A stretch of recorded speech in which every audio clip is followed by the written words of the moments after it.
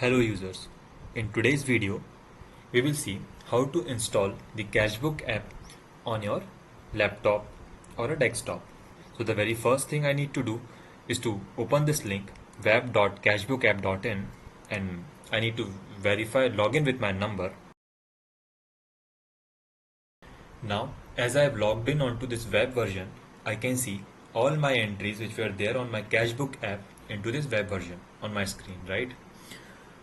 So I have to install it on my laptop.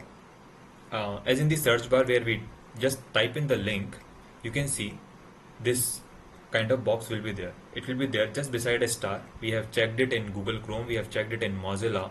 It's there across the browsers. So you just need to click on this. It will ask me to install the app and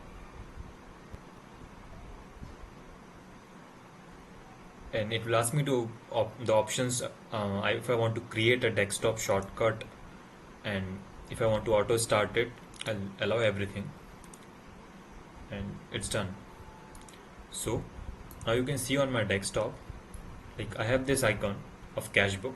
I'll just open it and here I am. I can just directly start making the entries with this shortcut. We'll end this video here. Thank you.